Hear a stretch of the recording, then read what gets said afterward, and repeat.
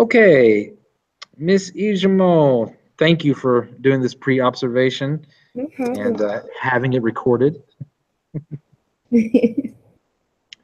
So tomorrow, as I come in and observe your lesson, which I know that you are an amazing teacher, being your second year, you've done so much great stuff that I've already seen and observed before. But we just want to go over what that lesson, what things that we want to see tomorrow, and things that you want me to check out. If you have any questions about anything or things like that.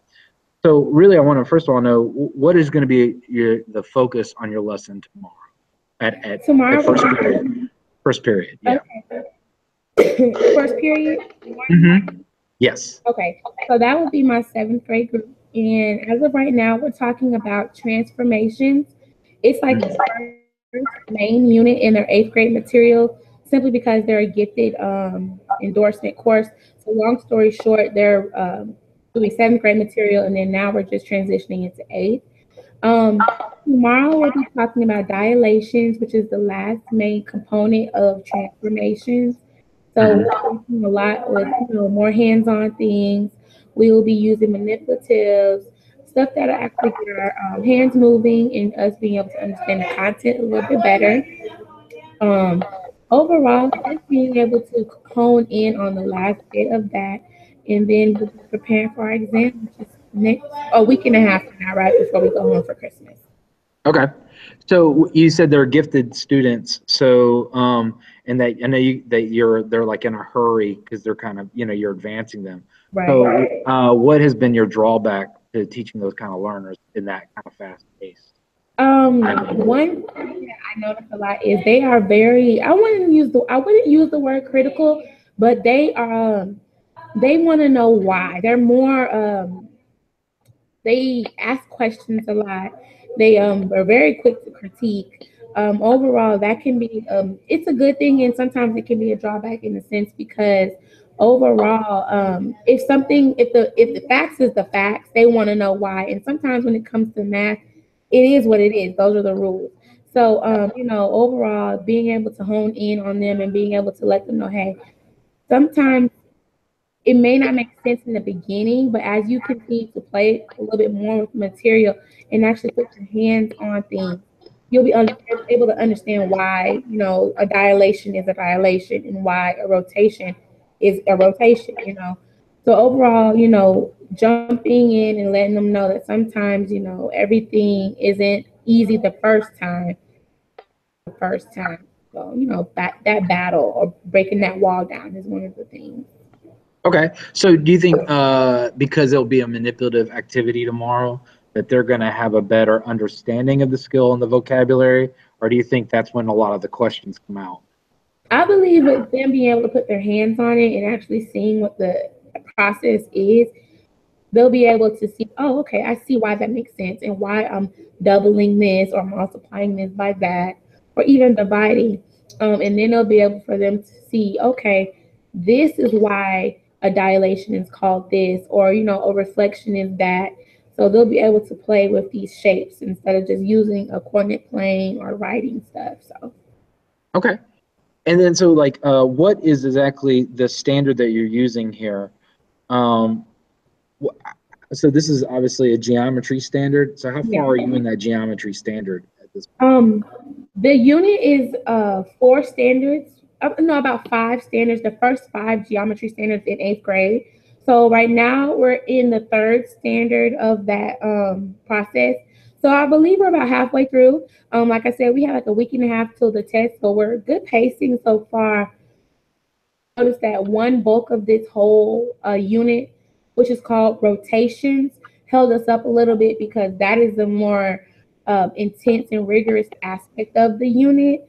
Hmm. But we just got through that, and now we're in dilations, which they understand a little bit better and can actually visually, conceptualize. So we're having a little bit more success with that. Okay. And excuse me for not doing eighth grade math, but do they have to put this on a coordinate plane? Is that what they're eventually having to do, or? Yeah, it's on a coordinate plane, and what they're having problems with is the fact that there's a certain formula you follow to get the correct point, but there are Mhm. many stipulations that come into play when it comes comes to rotating about the origin or at a vertex. So they have to be very meticulous and know what it's asking them to do before they jump in and do it. And that is really where the wall is built, because they are so quick to just see something, and most likely they get it correct with the history they have. But now with them jumping into more intense content and with us having to go a little bit more fast paced, they're not getting everything as fast as they expect to. So, breaking it down and letting them know, hey, this is how it's done, is where we're kind of like, okay, hold on. And then this is where people get a little flustered. They check out, normally things that gifted students wouldn't do, they're doing. Mm-hmm. So that's the process right here. Yeah, so you're really setting them up for, essentially not just getting this right, but writing the geometrical proofs that kind of explain. So they've got, that's why they're challenging you. Yes. Is essentially because they don't want to do the evidence-based. Exactly. They're so used to putting in a calculator, getting the right answer, doing a little bit of math here and there, because it comes easy to them and then moving forward. But now, since this is 8th grade material, and I really make sure that they understand this is advanced material. Yes, it is a little difficult, but it doesn't mean that you can't do it. This is stuff 8th graders are doing now. They're only a few months or a year older than you. It doesn't mean anything. So, overall, just being able for them to slow down and understand what's going on versus just moving so fast that they, forget some aspects and they'll get it wrong. And so they're all on this part of the thing. Okay. They're all in this part of the thing where they're like, okay, dang, I lost my train of thought. No, it's okay. But long story short, they really want to understand and see what's going on, but it's kind of hard when they make one mistake and they see, okay, I suck at math. No, you don't suck at math. It's just that you weren't paying attention to the detail, and that's why you got the question wrong versus you not knowing what to do. So I think that's where we're at right now as well. So you're not only teaching the math standard, but you're really trying to teach them the ability to go back and revive and revise and be able to look over again, which is a hard skill to teach because it really is a skill that program coders have to be able to program something into the computer, but they're not. It almost takes that's why people who have autism do really well with it, because they're able to go back over and over again and meticulously look. And a lot of gifted kids don't like that. No, they don't at all. Where, I'll say, you need to check your work. And they're like, it's right. And I'm like, okay. And then when we go over it, they're like, oh, well, I thought that. Yeah, you thought. So you need to go back and look and see that it didn't say counterclockwise. It said clockwise. And that's where you made your mistake. Certain things like that. So how much of this standard is going to be, they're going to take the GMAS. They're going to take the 7th grade GMAS test. And, that's where I'm kind of like in a, rock and a hard place, because we spent the first maybe 3 months of school year on 7th grade material. So now, that's all we'll be doing in 7th grade. But when April comes, the GMAS is them taking the 7th grade test. So it's like, that's where we're at, and I need to get a little more clarity on what to do. Sorry. I'm sorry. You're fine. In regard to, okay, are we? Oh. I'm sorry. Hold on 1 second. You're fine. No. I appreciate you guys having me. Thank you.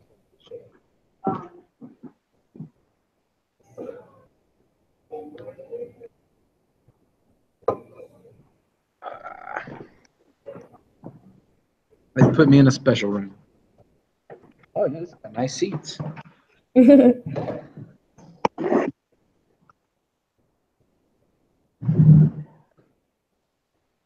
Okay. So. And I forgot. Oh yeah, and them being able to take the process down and doing stuff like that. But overall, it's a learning experience for me because it's my first year teaching this, and so I'm learning with them. And that's another thing, because when I'm up there, I'm like, oh, okay, wait, no, y'all, let me revise what I just said. Yeah. Normally in Because another class, they would be like, okay, no problem. And then, but in my history class, if I said, oops, I made a mistake, let me go back and fix what I just said. You could kind of feel the air and the energy change. And it's kind of like, oh, you're supposed to be the teacher. You're supposed to know this stuff. So that's kind of one of those things. I'm kind of like, okay, I'm learning to teach the gifted learner. So yeah, and you're also got three subjects going on this year and no one to plan with. So it's that you got a lot going on, and that's going to happen. But I'm glad that you're embracing that with humility, so that they know mhm, that we don't always know everything, but we can correct ourselves. exactly. Yeah. Mm. Okay. What is there a certain kind of student that you want me to see tomorrow, or what are you? Is there something like a concern that you might have me check out tomorrow as I do the observation, so we can talk about the feedback from that? Yeah, there are a few students in the class that are the challengers. They like to always have a rebuttal. If today we're talking about rotation, and one of the questions was like, if somebody grabs someone's hand and spins them around, what type of transformation is it? And the answer is rotation. But there's Hmm. one student in particular, his name is Sean.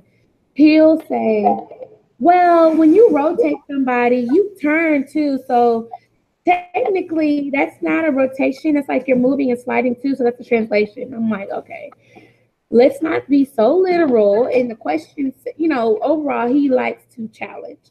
And, Hmm. I think he has to kick off that the challenger, and then there are I call them the silent mathematicians. They get the math, they get the material and all that stuff, but they're very quiet. I have a few that are quiet, and at first I thought the quiet ones are the ones who don't know what to do. They kind of sit back because they don't know the material. But actually, it's the opposite in that class. There are a few, and then there are just lesser nature. As a quiet person, but they get the material. Okay. Then I have there's always some Chiefs and some Indians, and I have a few Chiefs in there who like to run the class, which, in a sense, is a positive and negative. I like the help at times, but then sometimes with them being kids, still, they can get a little Oh yeah. catty and, a little sometimes rude. So I kind of try to address that. But overall, they're a really great group. So no main like thumbs that stick out. If everybody's really unique, but they offer a lot to the classroom. Okay. Well, as I observe, just definitely how do we handle, because I know that gifted group, because I taught some of them last year for technology stuff. So I do know that Mhm. they love to challenge, they love to keep you on your toes. So what is the best tactic for that, so that it's kind of reversed around, so they feel like they're challenging you, but on the same time you can turn it around to challenge them more. So Yeah, let's see how we can work that out. Hmm. yes, definitely. I love. I would love to know more because that's in that group. I think my biggest challenge is definitely when they try to have a rebuttal for everything, or when they try to challenge everything. I'm just like, it is what it is, and that's not, that's not the right thing to say. But at this point, with it being all new to me, I'm like, okay, Yeah, I mean, for you at this time, you're like, it is what it is, because this is what the standard says, and we've got to hurry up. So I definitely understand right, that right, feeling, because it's true. It's like, what do you want from me? And a lot of times, this is their power play, you know. yes, that And too, so right, you want to keep the curiosity, but push down the power play at the same time. exactly right. So learning how to do that and effectively, so it's not like the teacher says it's right, so it's right. I don't want that. Yeah. But overall, you need to have a balance. So that's what I want to learn more about too. Yeah, it sounds like to me it's definitely a challenge, even though people will say it's gifted and it's not, but it's definitely a challenge. Mhm. And tomorrow when I come in to observe, I expect to see manipulatives, kids engaged in the questioning, and then we can talk about the different types of questioning that we see and things like that. Does that sound good? Yep, sounds great to me. All right. Well, I can't wait to see you tomorrow, 8 o'clock. Thanks so much for this, taking away your time to do it this way. I appreciate it. No problem. See you later. See you too.